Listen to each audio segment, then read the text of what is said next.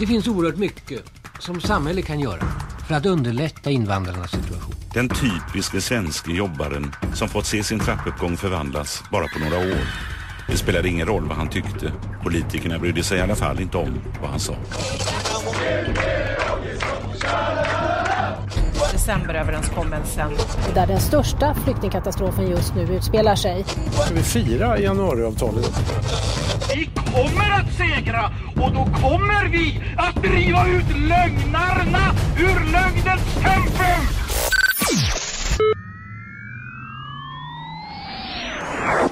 I'm Chris and you are listening to Lögnarnas Temple, and today I have a very special guest. It's the one and only Mr. Jazzhands McFeels, creator and host of Fash the Nation, which has been going strong since August 2015, if I'm not mistaken. Yes, that's correct. Thank you for having me, Spicky Martin. It's very good to be on your show. Yeah, and you don't do this very often. I mean, you podcast all the time, almost, but you don't really go and be a guest on other people's shows. So I'm very, very grateful for you to taking this time of your busy schedule to discuss or dissect the MAGA corpse. That's the show title for now, at least. And there's been a lot of things happening. I thought things would calm down come January, and then January 6th happened and the so-called storming of the Capitolium. But I want to begin with you. I want you to tell us a little bit about yourself and how you became red-pilled. Sure. I don't think I ever did. We had this feature on our show for a long time, the Tales from the Red Pill with guests, and I don't think I ever told the story myself. So yeah, I'll try to keep it. I'll try to keep it very brief and succinct.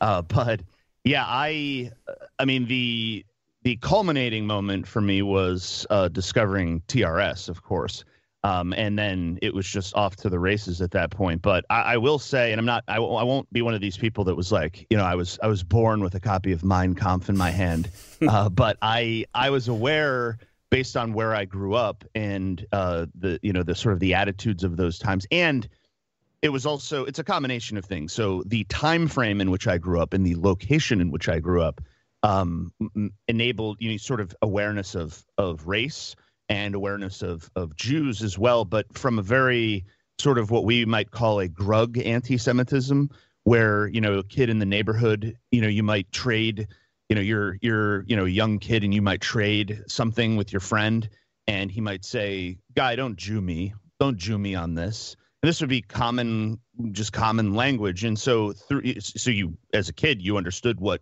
"don't Jew me on this deal" means. And so you come to sort of understand this and understand what Jews are and whatever. And, you know, just another example, like we were really into World War II as kids, and, you know, with like model airplanes and sort of whatever. And so you get to understand the two sides in that conflict. And, you know, there was no stigma, there was no propaganda baked into that, you know, sort of play as you know, kids in this situation. And it was always cool to be the Nazis. You always wanted to have the Messerschmitt planes. You always wanted to be the Nazis, like the American GIs and like whatever were just kind of like, I guess I'll be the Americans, like whatever, but everybody wanted to be the Nazis because it was cool. It was just cool. And so that sort of mentality was always there. Like it wasn't a huge leap then when somebody said, "Hey man, check out TRS," it wasn't like, "Oh wow, I'm resistant to this." Like maybe some people might be. And sure, we had Holocaust education, I suppose, growing up, but I just don't recall really being that. In fact, what I do recall is getting in trouble for saying stuff that was not appropriate.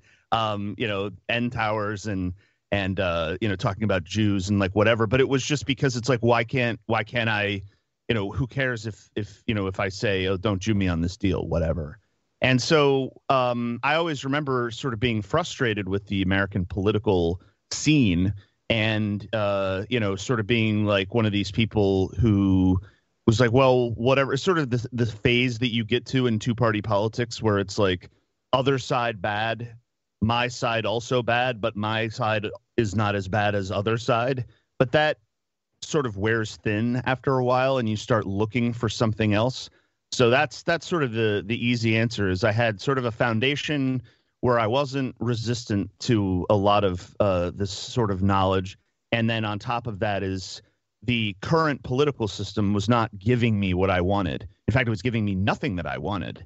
And something I frequently say is not to give Jews advice, but if they gave people a little bit of what they wanted, they might be able to string them on a lot longer. But it was the fact that we have gotten precisely nothing out of this system. Not only do we get nothing, we get attacks, we get genocide, we get threats every single – I mean, you almost could do a counter in the media of anti-white articles that are published on a daily basis. And – so after a while, where do you think people are going to go? They complain about radicalization. They complain about the red pill and all this stuff. It's like, well, where do you want people to go? Where do you want people to go? So here I am, and I'm glad for it, and I would never change a thing about it. Yeah, and you also had some privilege of insight into the American political system?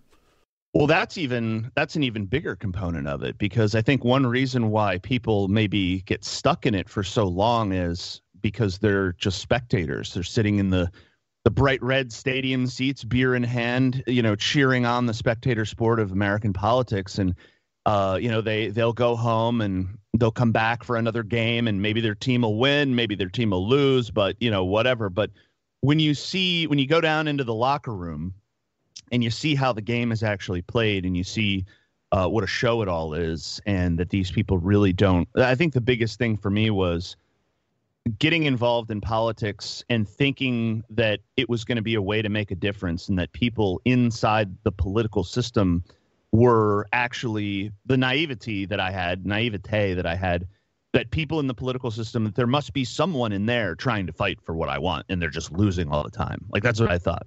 Somebody in there has got to be trying to push my issues, not even, white nationalist issues, but as a sort of a hard right person. Like, where is the person behind the scenes actually arguing for this anti-immigration stuff? And what are the mechanics that is causing it to stop?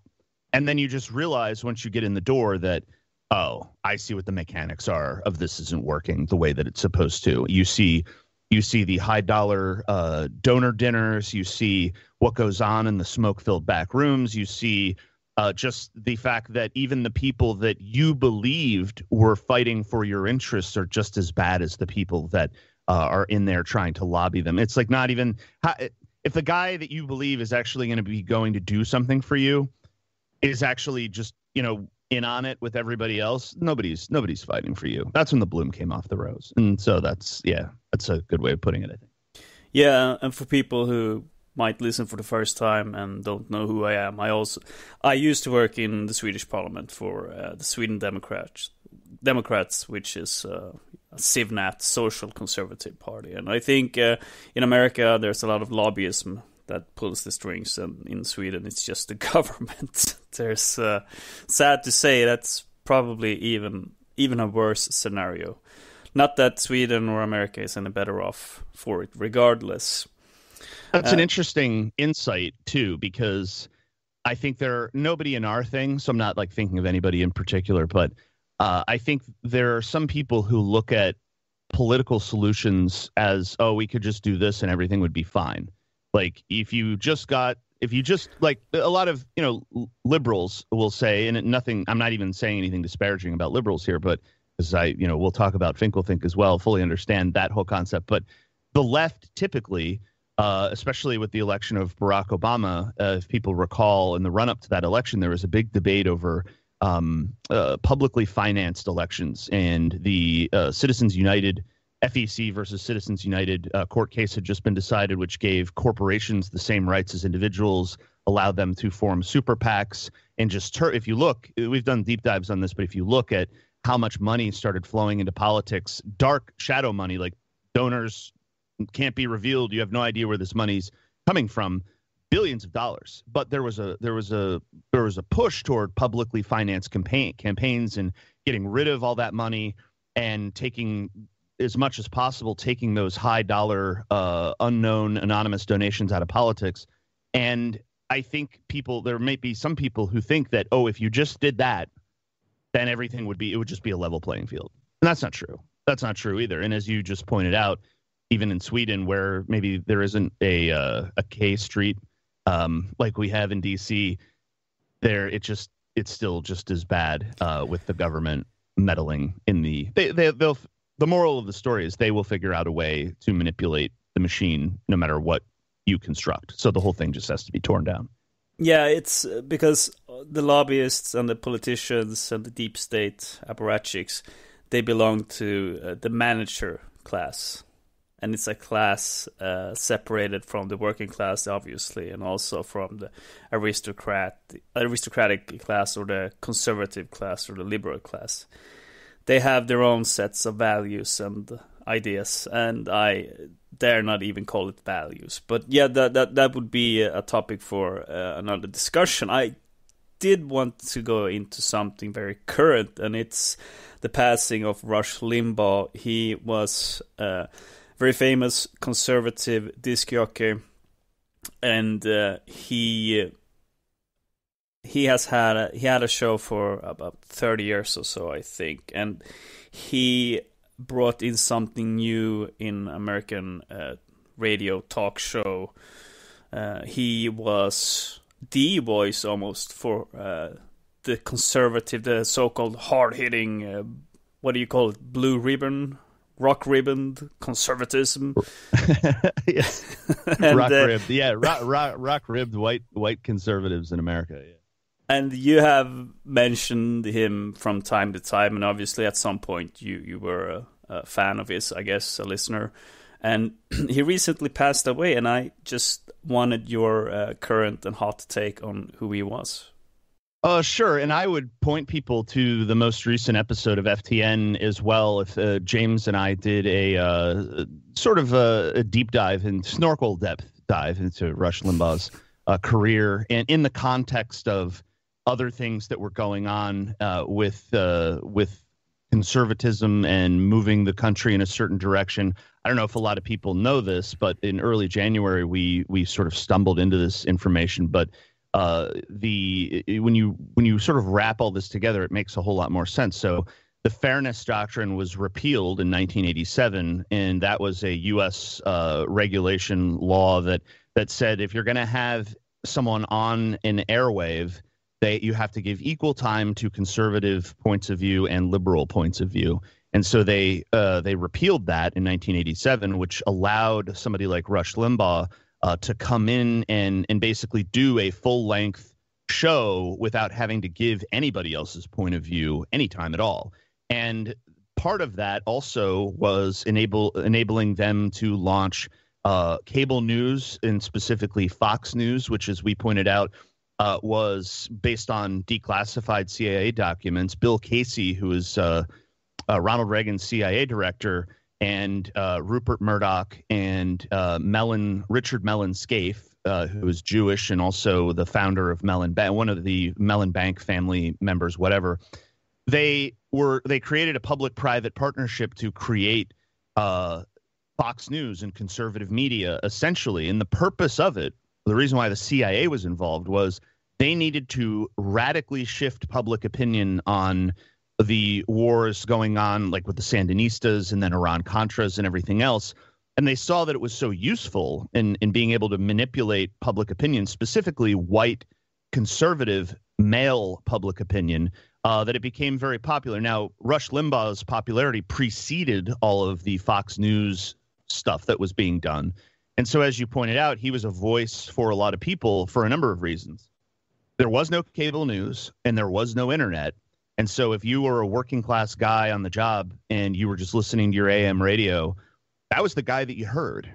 Where else were you getting your news? You certainly weren't reading the New York Times or the Washington Post, because what was written in those pages was garbage for a working class guy out in middle America. So he was the guy. And the fact that in the beginning, I sort of bisect Rush Limbaugh into two segments of his life.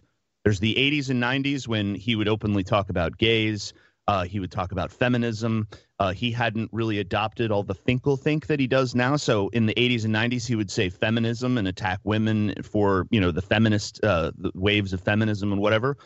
But in the second half of his career, which came after the Oxycontin abuse and all that in the late 90s and early aughts, then he became a full-throated supporter of the Iraq War. He would refer to feminists then as feminazis. So you can see he starts to adopt this sort of Finkelthink sort of rhetoric.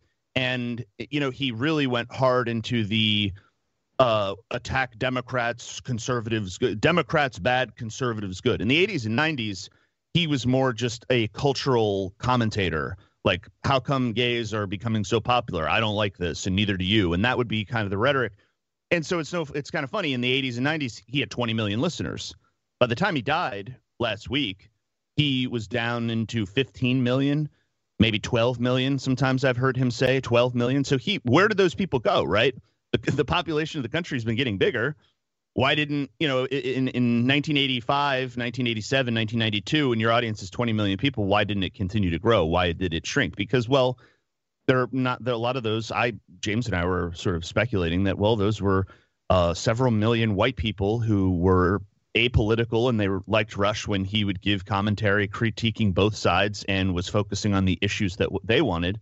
But when he dispensed with some of the cultural stuff and became like Democrat good, Republican bad, it just wasn't going to work, because a lot of the people that listened to Rush Limbaugh in the 80s and 90s were refugees of the Democratic Party. They saw the Democratic Party becoming browner and browner, and these were white working class guys, people who worked in factories that were in unions. Unions were being busted up, and they were looking for something to listen to, and they thought, oh, well, this guy sounds pretty good. But once you stick around for a while and you realize, oh, this guy's anti-union, he's not really my guy, and he's promoting guys, Republicans, who are not going to fulfill the things that I want. And, where do those people go? They just disappear. So that's my take. That's my take on old Rush Limbaugh. And I'll just say this too, one more thing.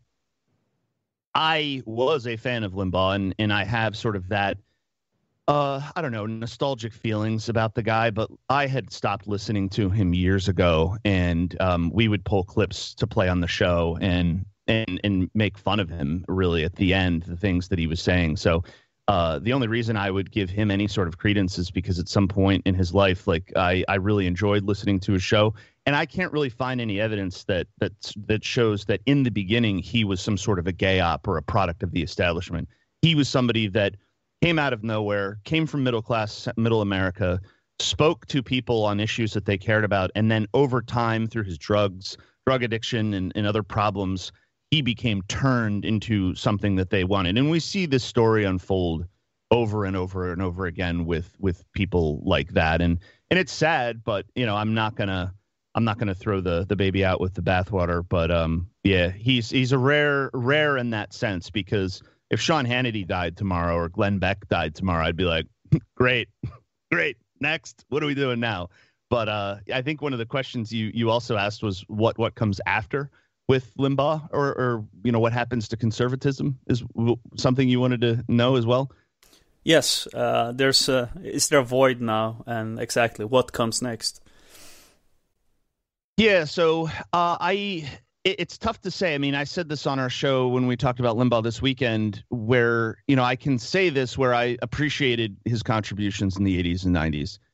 But at the same time, I can also say that I'm glad that he's gone, because if you start off as someone genuine and you become a shaboskoy, a tool of the Jews, and you're occupying the minds of 12 million people every week with garbage, then you're in the way. You are preventing us from making an impact. Now, all of that said, the advent of podcasting and the wide dissemination of being able to do something like we're doing right now on the internet has rendered Rush Limbaugh to be, that's one of the things that contributed to his decline in post-peak years, is because he was no longer the guy saying the edgy thing anymore.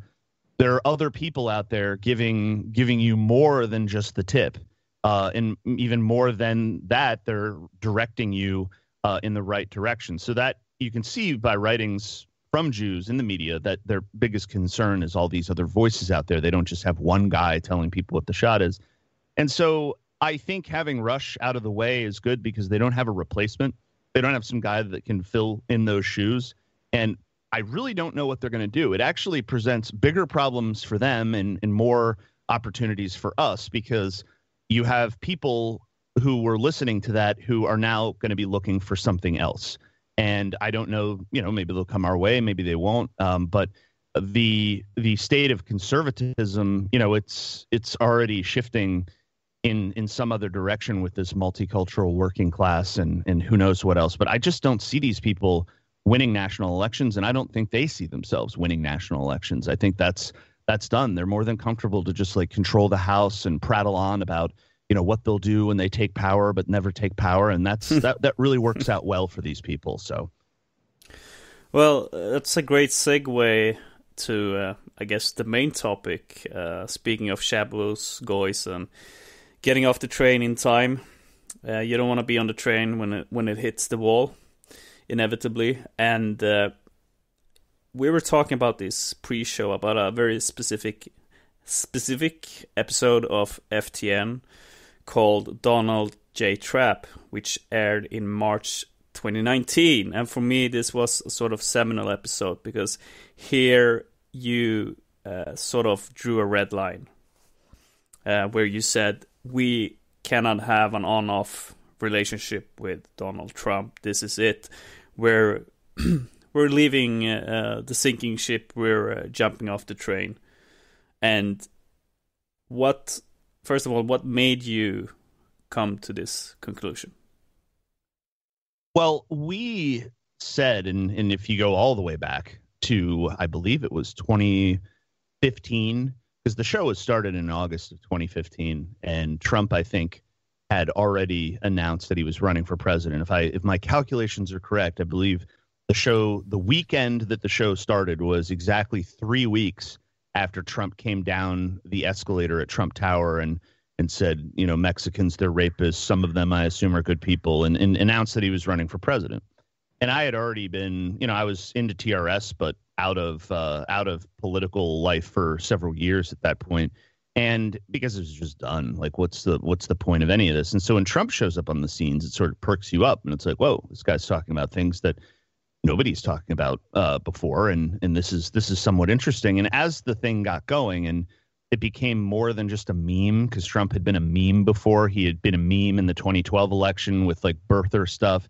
That was always a feature of American politics when the GOP primaries would be getting going. It's like, well, then Trump would start getting news coverage and whatever, and he'd stick a toe in and then never actually get in. And so when he actually did get in, it's kind of funny. Before the show even started, I was like, this is what he always does. He's not going to do this. I remember talking to people and be like, this guy's not going to run for president.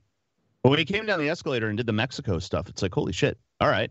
And then there was a succession of rhetoric that sort of kept you engaged for a long period of time. And I think it was in the spring of 2016 when the actual primary started getting going that we said, as we were, getting excited about the prospect of Trump and that he was actually capable of winning some of these primaries, and it was maybe going to be a political reality. We said in one particular episode that there may come a time when we have to swing the deck guns back around on this guy and hold him accountable and turn against him if he turns out to be somebody that is not who he says he is. And I remember saying that distinctly. I have the audio somewhere of this. I'll have to pull it up at some point to play. And that episode that you reference, 198, Donald J. Trap, this was, I believe, the episode when I said it is now time to swing the deck guns back around on this guy, because it had become clear this is the after the shutdown. Everybody remembers you had the midterms in the fall of 2018, and then for 6 or 8 weeks you had this long protracted, I'm going to shut down the government. He did actually shut down the government for a record period of time to extract wall money. But then he cut and he opened it back up, and it just became this lather, rinse, repeat series of, we're just getting screwed again. And it was just like, we've had enough. We're off the Trump train, and it's time to start focusing on what happened here, because it isn't enough. A lot of people just got off the Trump train and hung around at the station smoking cigarettes and being like, well, what do we do now? Where are we going to go? But I got off the Trump train and was like, let's take a look at this thing. How did we get here? Where did this go off the rails? And it was an open question for a while. Is this guy genuine, and is he being stopped by Jews? Like, this is a thing that people were wrestling with for a while, and it's in some cases it's where people stopped. Right? They would get off the Trump train and they'd be like, well, it's because Jared Kushner's there and he's the real problem, but Stephen Miller's the hero. And we were in this position for a while. Some people never leave this position, but then you realize it's like, no, Jared Kushner and Donald Trump are of one mind on these issues. It's the presentation of good cop, bad cop that fools a lot of people. And it's necessary to fool people that way, because if Donald Trump just openly advocated for all of the things that Jared Kushner wanted, the game is up for pretty much everybody at that point. But when Trump is the guy pretending to be the guy who's going to give you what you want, but Jared is holding him back, and you have all these strategically placed media pieces talking about the inner turmoil going on at the White House and these big blow-ups between Jared and Stephen Miller. It's all so fake and all so gay. And when you finally get to the point where you understand that Trump is not an outsider, he's an insider, he's been part of the game from the beginning, and you discover who Arthur Finkelstein was, and you understand the work that was put in to sort of creating the fertile ground for a guy like Donald Trump to get into power. And all it was a jignat op to do a bunch of stuff for Israel and do nothing for, not only do nothing, this is another evolution people have to go through. It's not just that Trump did nothing for us. It's that he made it more difficult.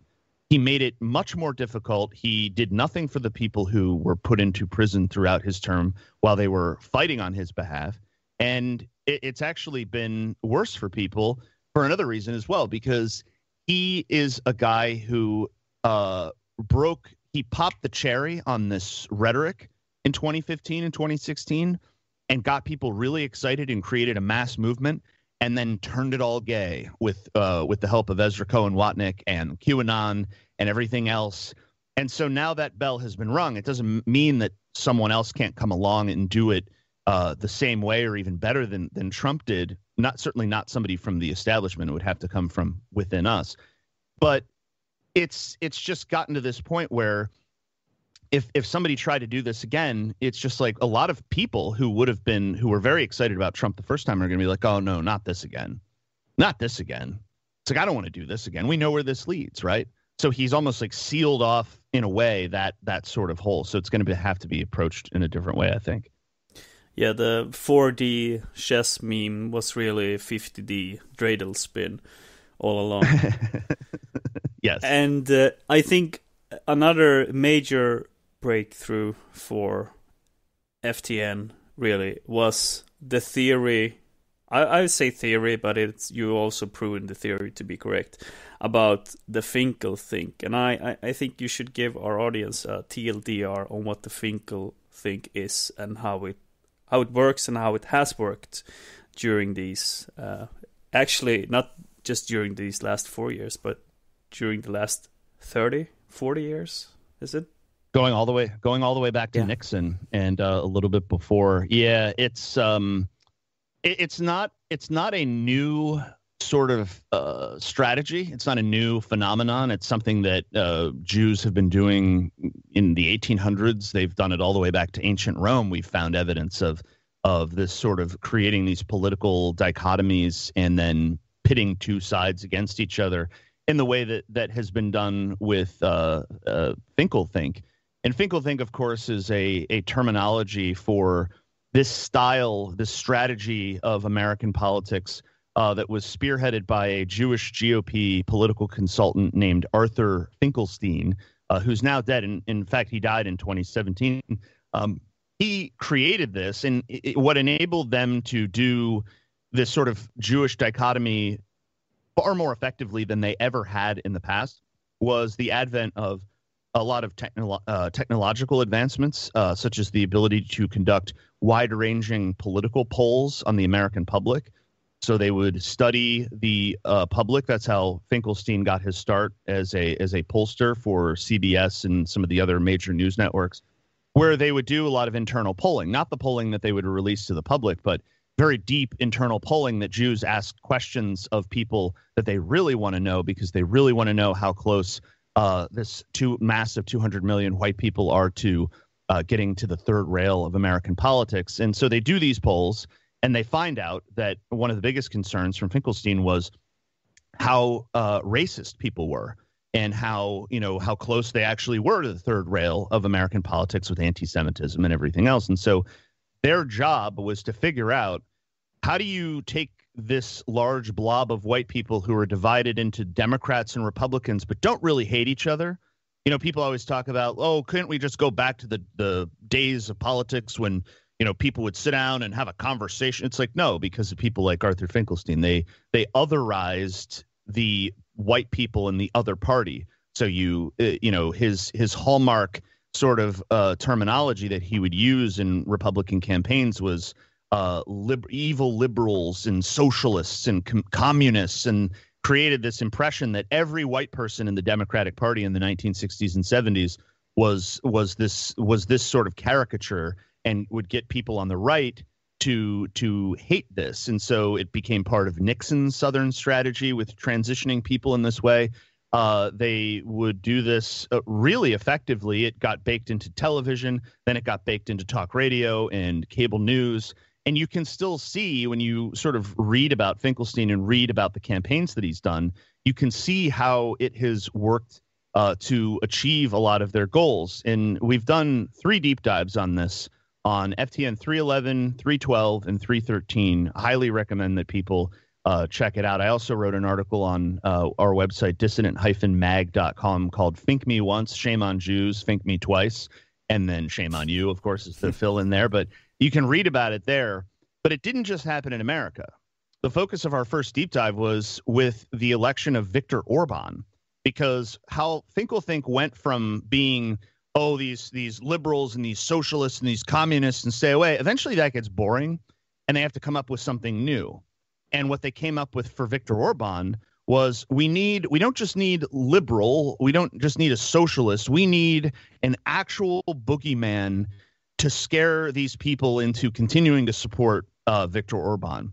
And they said, I know, we're going to use George Soros. We're going to make George Soros the bad guy, because but there were people, some inner debate between these Jews about what to do, because Finkelstein had a bunch of people working with him, because they said, well, but if you do that, you're going to sort of unleash some of the anti-Semitism that you're trying to work to put away. And it's like, don't worry, we're going to tell people that George Soros was really a Nazi. See how this works. And so they created this other with George Soros, and it was a meme that spread into American politics. I remember as a normie hearing about George Soros and then hearing about that he's a Nazi. I remember like talk radio talking about this, people in Fox News talking about this, and that he would go around in the Nazi era and show the Nazis where Jews were living. And so it's just like, you get sort of mind warped into this thing, because he's just an optics Jew doing all this bad stuff. And these are jignats who are opposing him, and they're just using him as a tool for keeping somebody like Viktor Orban into power. And when you read the inner mechanics of why they did that and how they used it to trick people, and then you see that sort of trick repeated over and over and over again with many different things. Trump did it in 2015 and 2016 with the globalists, and he even used Soros. But yeah, it's just funny. Like when you see Benjamin Netanyahu's son tweeting out like the Jewish like octopus like arms with George Soros on it, it's like it just gives away the whole game, and it's so easy to see. But anyway, that's sort of like how Finkelstein sort of works. And Finkelthink, if you hear this term used by people on guys on Tedious, us saying it just means that you have been occupied in either the left or the right of a political system to oppose the other side. And you're not, and by opposing the other side, you're not opposing the people pulling the strings. And that's why third positionism is a way to get around Finkelthink, because you're actually attacking the system itself instead of playing a role in being on one side or the other. Well, excellent explanation, and I really recommend start by reading the article and then listen to the podcast as mentioned as well. I think we will move on to the election. We've now had a few months to study, to read exit polls about the U.S. election 2020. What is your final take about what actually happened and why Trump lost? The final take. It's so It's so intimidating. It's so final. Yeah, it's so final. That takes the take. Yeah, I think my take will probably. Well, it's sort of, some takes evolve over time, but I don't think the take on this has remained somewhat static. And the only thing that has really changed is as we get further away from it, sort of getting additional data points about the election. And some of the confirmation bias that we received was that whites are going to stay home. I mean, we were saying that for a year before the election, we said that Trump is going to lose. Trump is throwing the election. He could win the election if he did the white nationalism implicit rhetoric that he had done in 2016, but he abandoned that. We got Black Platinum Plan and even more moves for Israel, just these shakedowns of these various countries in the Middle East and in Eastern Europe to sort of sign on to the Israeli plan, moving the embassy and all that kind of stuff. And so it's sort of the writing was on the wall for us. I know that there were people who thought that Trump was just going to be a guaranteed win, including Trump probably thought himself. You know, I've done all this stuff for Jews. How can I not be reelected? And you know, it's just when you see Jignats as sort of a minority in the optics Jew sort of Jignat breakdown, the optics Jews just don't want these people around because Jignats actually create more anti-Semitism. Ironically, it's kind of funny because they're just so ghetto, like Jared Kushner's dad. Like they do this kind of just nasty, disgusting, kind of filthy, out in front of everybody kind of stuff, and it's just like, oh yeah, everybody knows what's going on, everybody sees what the shot is, and it's true for the Trump administration as well. And so I think he thought that he would be able to win if he abandoned the white nationalist rhetoric and continued to do the Israel stuff because the money would propel him over the top. He did just enough to win re-election, and then he would continue to do exactly what he had done before. But that's not what world Jewry had in mind for Trump, and it was clear, very clear, that they pulled out all the stops to make sure that he would lose. But what's funny and what actually helped him lose, I should say, is this abandoning of the rhetoric and just not even doing anything for anybody and not pardoning anybody, not pardoning anybody, but Jewish white collar criminals, and just doing all kinds of egregious things while he was in office. And so white people stayed home, and we've seen poll after poll confirm that there were at least 4 or 5 million whites in America who stayed home. And you don't even need that many in the swing states that Trump lost. I mean, you're talking about margins of 20 and 30,000 voters in these swing states. Now, I know there's this big debate about stop the steal and blah, blah, blah, blah, blah. I'm sure there was fraud. I'm not going to take this position of, there was no herder, there was no fraud, and it was a perfectly, who can look at America like Zog country at this point and say, that was totally a free and fair election. No fraud to see here, none at all, none whatsoever. There was fraud. They changed a lot of the rules in front of before the election in order to make it more easy for them to win. Do I think that votes were changed? Possibly, maybe. I don't really know.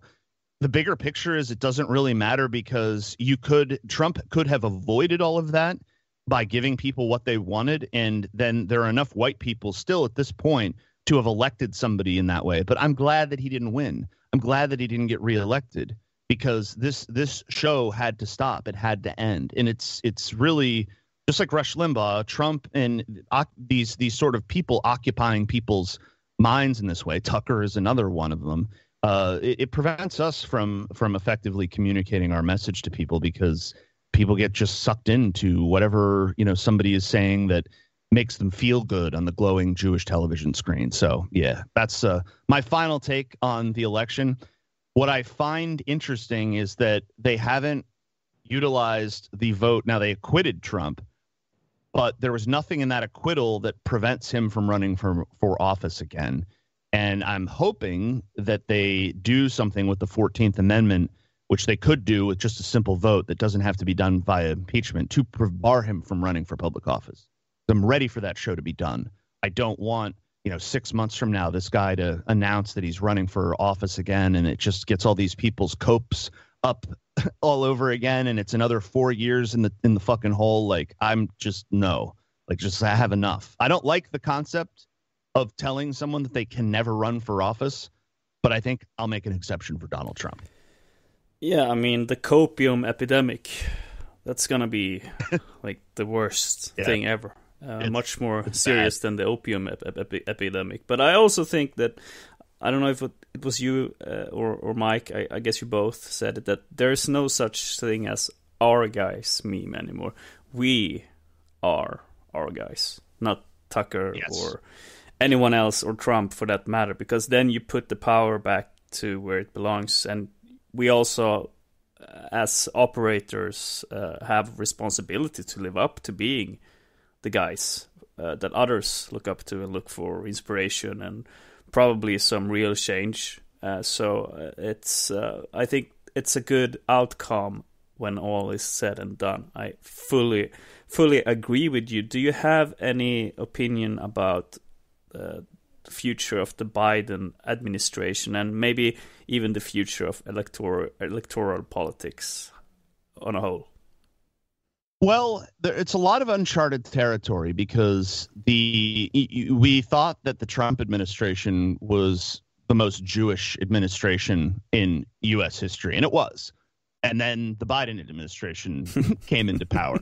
And it's just unbelievable because at least Donald Trump had a few grandchildren or children of his that were not yet married to Jews. I mean, there's still potentially hope for some of them. Not that we care all that much, but just for the purpose of doing the comparison, all of Joe Biden's children are married to Jews. All of his grandchildren are Jewish. It's just and then what is it now? 40% of the cabinet is Jewish, and he's creating new cabinet positions.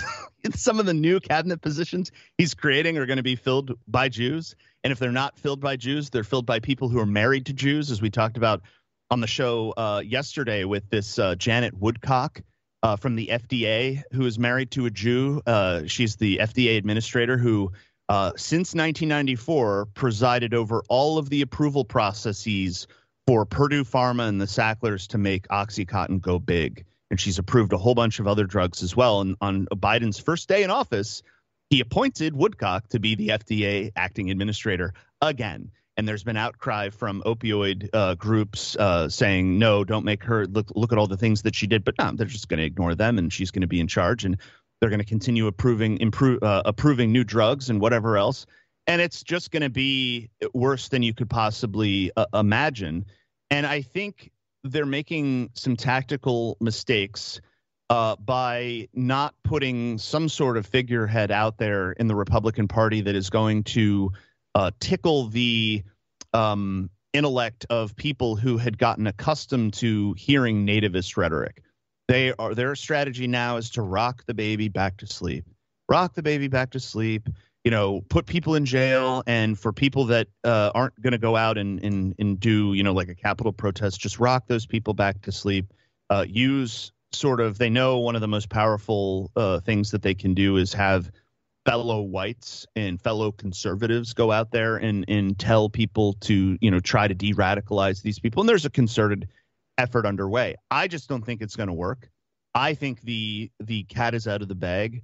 And I think as they are trying to sort of convince people who are dissidents, political dissidents from right and left, that they have to make peace with the new system and find their way back to their respective parties and take a seat, that's not going to work, especially in the context of them making things increasingly worse, because that's always been the problem, right? Jews don't want to give in 1 inch, and we've seen it take place with the Biden administration in the debate over the stimulus checks, where it was supposed to be 2,000, and throughout the election they promised 2,000. We played this montage on our show of all the promises from Democrats saying, if you elect us, you're going to give us $2,000, just over and over. As soon as they get elected, it's $1,400, and those checks still haven't been sent out, and they're still debating it a month later.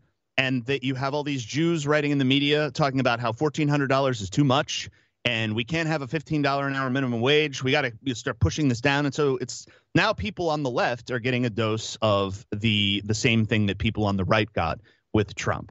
And so I think that now I don't want to interrupt them. I don't want to interrupt my enemy when they're making a mistake. Certainly not. But I think they're making a tactical error by not actually giving. If they want to rock the baby back to sleep, you don't shake the baby when you're trying to rock it back to sleep. And they're shaking the baby. They're making the problem worse. And I think they can handle it by just like vanning everybody. But that's not going to work. That's not going to work. They may have run some sort of an op at the Capitol with, vanning all these people and putting people in prison. But I think they should be well aware that there are millions of people in this country who are pissed off and getting even more pissed off as time goes on. You can't put everybody in jail. Go ahead and try. It's not going to work. Well, since we are talking about the siege of the Capitol, so to speak, who do you think was responsible for what happened? It goes to a lot of people. I think primarily it's Trump, Giuliani, Don Jr., all of the people sort of behind the scenes that had zeroed in on, use this sort of rhetoric to get people to go in this direction. The greed of knowing that the show is over, knowing that you're going to be a one-term president and pivoting to this, well, let's just take as much money from these people as possible. I mean, $300 million from Election Day until the Capitol bit on January 6th, they were able to gobble up from people to fight legal battles and whatever else. We're going to stop the steal. We're going to have eyewitnesses and whistleblowers and just all this just total bullshit. And so with that as fertile ground, they just wanted to do one last hurrah. And they had, as you probably know, all of these cope dates that QAnon and whatever had kept putting out, right? They were all throughout November and they were all throughout December where, on this date, this political process happens and here's how Donald Trump will win. And then everybody would pin their copes on that particular date. Well, January 6th was like the last cope date, although Stephen Miller was trying to put January 20th out there. And now I think March 6th or March 4th is the new cope date because that's when they used to inaugurate presidents before they moved it to January 20th. And so now there's all these copes about how March 4th is going to be the day that Trump is actually inaugurated because they signed a secret bill somewhere that said they moved the inauguration date back and Biden's was just fake. It's just like LOL.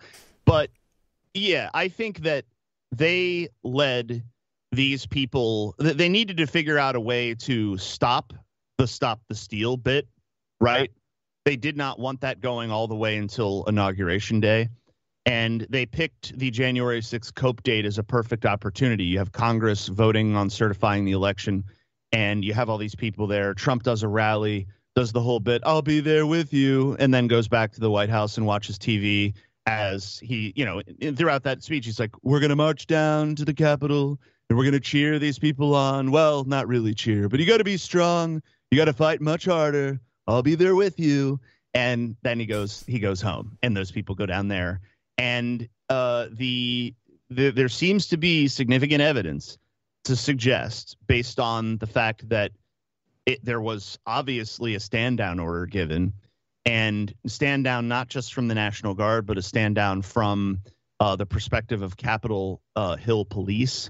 And they're even investigating some police now, 6 of them, I think, for being complicit in opening up doors and whatever. I was just talking to Mike about this yesterday. I guess two police now have committed suicide, which I find the first one I was like, okay, I can understand maybe a guy committing suicide because he was part of some sort of a work and it was going to come out that he was part of it. And like he just killed himself because he was ashamed or something. But two suicides from cops. It's kind of strange, kind of weird. But when you look at the evidence of all that was going on in the Pentagon and these late breaking moves that Trump did to put people like Ezra Cohen Watnick, who is one of the creators of QAnon, inside the Pentagon, underneath a guy, Christopher Miller, and this other guy, McGregor, who is like a required reading for the IDF. He's a U.S. general, but who's required reading for the IDF. All these guys are basically a tiger team of of intel's guys and military strategists that made sure, even though there were requests made for the National Guard to be on standby, made sure that for at least 6 to 8 hours, when requests were coming in to deploy the Guard to stop the people at the Capitol, they just played pill games. And there's evidence of this with phone calls where they said, we're not saying that we're denying your request for additional assistance from the National Guard. What we're saying is that we don't approve it at this time and we don't have approval in hand. And then they would just argue on these conference calls. And so all you can conclude from this, with Capitol Police letting these people in, Trump's guys on the inside at the Pentagon holding back the National Guard, and the Capitol filled with journalists taking video and pictures of all this as though it was a spectator event, which is exactly what it was. Once they had all of the images that they needed, they sent in the police and the National Guard, and they dispersed the entire thing. It was so obvious that it was a trick. And what made it even more obvious is when they did Trump's impeachment trial, and there was all this unreleased footage from journalists of the Capitol riots, right? The Capitol, quote unquote, riots. So it's like they sat on the footage on purpose to do it's just so obvious, like the choreography that went on here. So, but if people want to read more about it in sort of in detail about all of it, I also wrote an article on Dissident Mag entitled "Trump's Post-Election Pentagon Shakeup Ensured Trap Was Sprung for Patriots at the Capitol." It's from January 11th. So people can check that out. And I have a lot of good quotes in there as well that connects all the dots on QAnon and how this was all put into place to screw people over. And of course, not a single person was pardoned. Not one. All the Jewish white-collar criminals were pardoned, but not a single person at the Capitol. This is what Trump really thinks about his people that put him into power. So let that be a lesson to the people that want to get back on the train if he ever comes back. Well, there was one person there, a very prolific person, Nick Fuentes, leader of America First. He was there, he was egging people on, and as far as we know to date, he hasn't been prosecuted. He hasn't been formally accused of a crime. And I mean, compare this to what happened to people who were just present in Charlottesville, who were only there to do a speech which was permitted. From the beginning, there was a permit. So can you say something about the Fuentes and the Groyper situation, the role that they played, that Nick played, and what's happening right now? Sure, and I know there's some reticence from people to want to even mention this stuff, and I take a slightly different position. I know that there's the I don't want Zog to get a scalp no matter who it is. And like, I understand that sentiment, and it sort of is the same sort of overly general sentiment about let's not do infighting. Like, I agree, let's not do infighting, but it's not infighting if you're critiquing someone who is not in your in-group. And people like Nick Fuentes and others have proven over a long period of time that it's not just that their rhetoric is wrong. It's not just that their shots are messed up or they're going about it in a different way. Let just people do whatever they want. It's just like finger painting politics. We can do let people do whatever they want. And I just disagree. And I think that Nick has proven, along with Milo Yiannopoulos, and James has written a fantastic article on Dissident Mag as well. I'm plugging Dissident Mag, sorry, a lot. But James wrote a really great article about the smoking gun evidence of Milo Yiannopoulos and his connections with the FBI and being an FBI informant. And, there's been a lot of drama with Nick going down that route as well. But, who could have predicted this? And so it's not, I don't, like, does it make you feel bad if, like, Zog is taking its own scalps? Because the only way that I would feel bad about, like, anything happening to Nick is if he were a genuine in good faith actor, and he's not.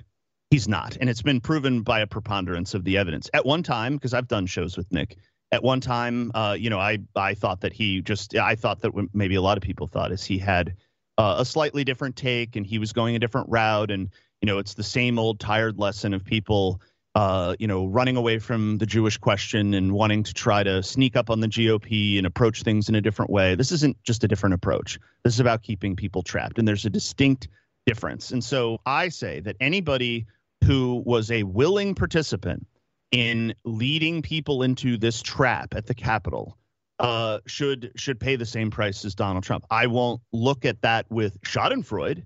I won't be happy about that. But I don't have sympathy for the people who did that. Now, there may be people who try to argue, well, Nick didn't know all of the stuff that was going on in the Pentagon and certainly all that. No, probably not.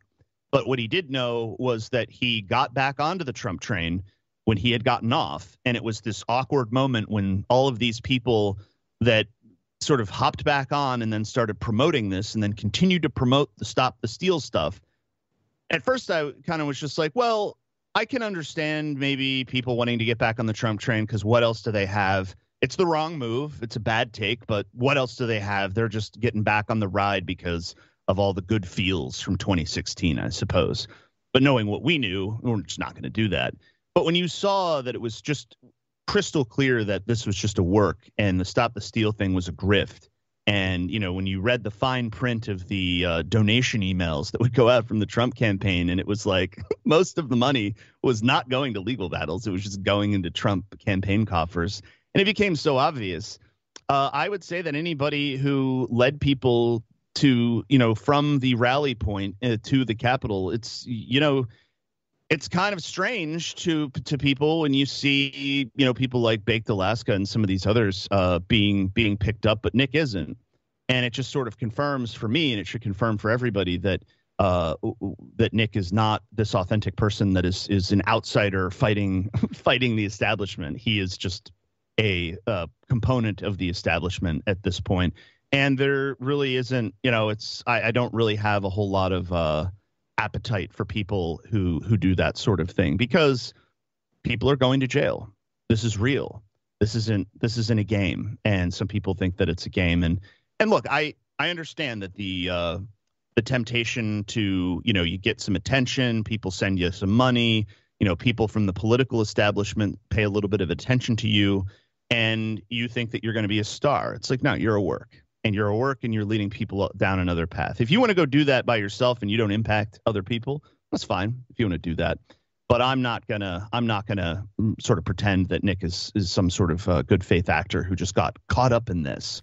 That's not what's going on. Nick knows what he's doing, and that's that. And I think people need to avoid these kinds of traps in the future. Unfortunately, as we did with our Leon DeGrelle deep dive that we did recently. This is a common theme. This is something that people sort of go through repetitively throughout human history, where when they're opposing raw Jewish power in the way that we have, the first instinct is, oh, no, let me pull back and try to do this. Is there some way that I can get everything that I want through some other means? And it never works. And then you're used as part of the system at that point. Often to convince other people to try the easier, softer way, which is always a lose. And this time it became very serious in terms of the consequences. So, yeah, I think it's time for people to stop. I think once it's clear to everybody what's going on, the people that are participating in this sort of an effort, they are faced with a moral choice, a very moral and ethical choice, which is, what's going on, and you have a choice to either stop doing what you're doing and maybe earn some of your respect back and say, look, I was wrong. This isn't working. What I was doing was incorrect and was the improper strategy. And I got a lot of people in trouble, and I'm going to start doing things the right way from now on. Or you do the other. And it's just like, at that point, I'm not holding out any hope for anyone at that point. I have no problem levying the criticism because it's not infighting. And I'm also not, you'll notice, I'm not attacking Nick personally. I'm not doing ad hominem. I'm purely focusing on the strategy of people like this. And it's a fail, and it's causing a lot of collateral damage. So it needs to stop. Well, I think this is a great way to segue over to my final question. Everything is very final here today. So my question then would be, we know what went wrong for reasons. Now the question is, what will be the way forward? What does Jazzhands McFeels have to offer to people? What does TRS have to offer to people today? I was really going to start adopting the moniker of Jazzhands. I really liked that one at the beginning. Jazzhands is fine too, but Jazzhands would be cool. I don't even, yeah, I guess I can't hear myself, but yeah, you can absolutely. I would be honored if you did. Jazzhands. It's much easier to say than the J, but Jazzhands. Yeah, it's good. I like it. Good. Yeah, going to be, yeah, so we're the way forward. Where is this headed? Is, I guess, the question. What's next for people? Yes. So I think sort of hearkening back to what I was saying before about the system itself being untenable. And I don't think I zeroed in on this fine point, but one of the reasons that Finkelthink had to advance from those crazy liberals to George Soros, and then it advanced even further with Trumpism, is that it is evident that over time it became harder and harder to achieve the same political result that they had attempted to in the past. And I think there's some element of the political system now, as you can see with all of the anti-white sort of the escalation, the acceleration of anti-white rhetoric and focus in society, not even political, but just like if you work for a company or you are a member of a church, you see this anti-whiteness being very pervasive. And I think that this is evidence that the system that they constructed is no longer working, and they're trying to shut some aspects of it down. I think what people should feel extremely white-pilled about is that this has happened many, many times before when Jews have tried to create these power systems, and it falls apart. They tried it under communism and fell apart. They try it under capitalism, and now capitalism is becoming highly problematic because the end result of a fixed, rigged game is essentially what you see now. 40% of the Biden cabinet is Jewish. Some untold percentage of media and corporate executives are Jewish, and the wealthiest people in the world getting very wealthy, even more wealthy. You have this wide income gap that is increasing over time. I think those things all play into our hand, and the only way for them to sort of stop that is for them to walk that back. They're not going to walk it back. And so as the political system and electoral politics become even more irrelevant, and we can rescue people from that system. I look at these people as refugees of the system. I was a refugee of the system. I think a lot of people are sort of can tell the story of this is how I used to think and here's how I think now. I think that resonates with a lot of people, but only if you're approaching it in good faith. Sort of germane to the last topic that we were discussing. There will be efforts to keep people in that system as we're pulling people out. That's why you see articles now about don't go down the rabbit hole, said some Jew in the Washington Post or Atlantic. I don't remember which article it was. And, de-radicalization and how do we stop this from happening?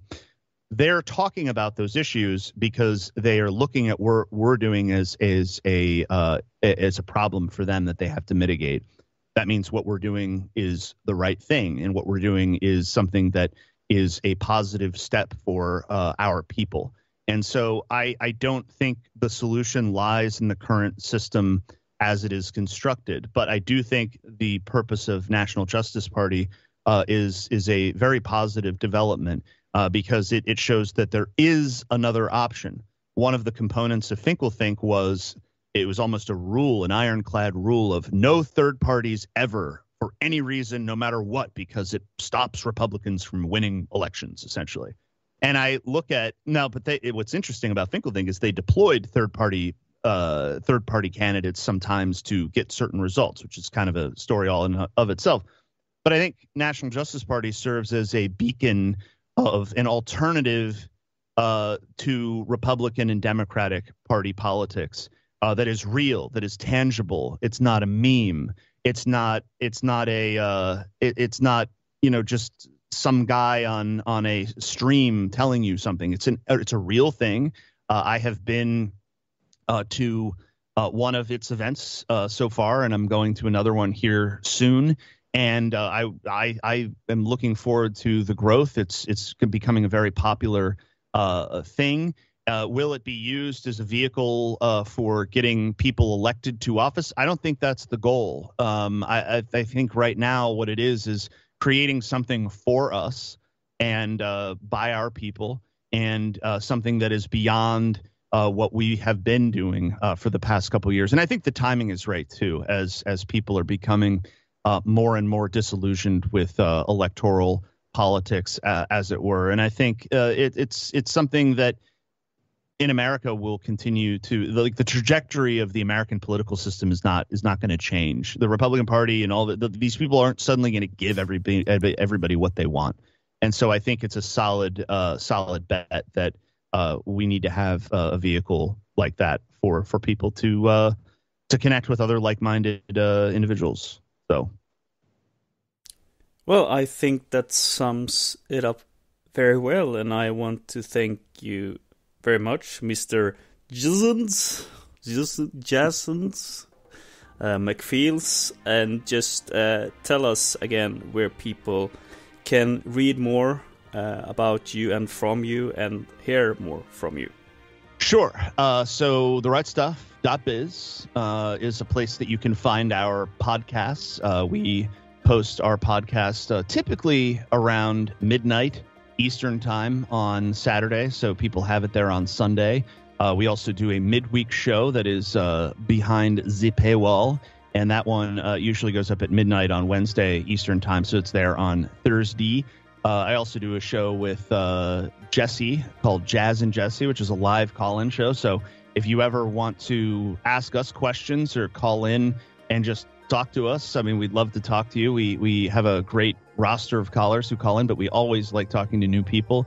So check that out. That's usually on every other Thursday evening, sometime during prime time. The time shifts around and we sort of move it around every once in a while. But then dissident-mag.com is the website where we post articles from time to time. And I have sworn off social media. I was kicked off of Twitter in 2018, so I don't have social media. Maybe that'll change, but that's where you can find me for right now. But I appreciate you having me on your program, and as always, it's been a pleasure. Thank you very much.